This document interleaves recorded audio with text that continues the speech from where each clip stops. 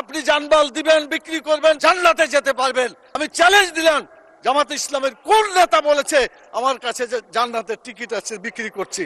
Ticket বিক্রির একটা কথা বলা হয়েছে। মাননীয় স্পিকার, একটু প্লিজ। কোরআন মাজিদে একটি আয়াতকে কেন্দ্র করে এটা ভুল বুঝাবুঝি হচ্ছে। আল্লাহ তাআলা সূরা তওবার 111 নম্বর আয়াতে বলেছেন যে আল্লাহ তাআলা জান মালকে কিনে নিয়েছেন জান্নাতের বিনিময়ে। এটা আল্লাহর কথা। আপনি জানমাল দিবেন, বিক্রি করবেন, জান্নাতে যেতে পারবেন। জানমাল আল্লাহর পথে দিবেন না, আপনার কপালে জান্নাত হবে না। এটা আল্লাহর কথা, এটা মানুষের কথা না। আমি চ্যালেঞ্জ দিলাম, জামাত ইসলামের কোন নেতা বলেছে আমার কাছে যে জান্নাতের টিকিট আছে, বিক্রি করছি? মাননীয় প্রধানমন্ত্রীকে জবাব দিতে হবে কেন তিনি এটা বলছেন।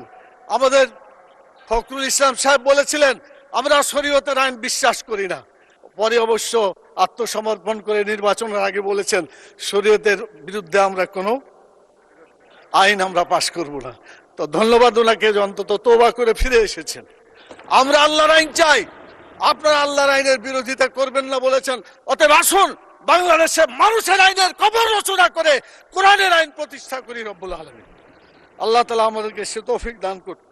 মাননীয় স্পিকার, কথা বলার সময় নাই। আমার নির্বাচনী আসনের কথা, সকলের জন্য যে কথা, আমার নির্বাচনী এলাকা গোদাগাড়ি থানার একই কথা।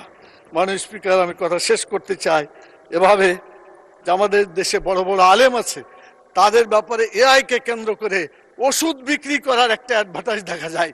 তো এআই যে এইভাবে বড় বড় ওলামায়ে কেরাম, আহমদুল্লাহ সাহেব, আজহারি সাহেব, জাকের নায়েক ইত্যাদি, তাদের বিরুদ্ধে যেটা মানে এই সেক্স অ্যাডভার্টাইজ করার ব্যাপারে ওষুধপত্র বিক্রি করছে, এটার বিচার হওয়া উচিত।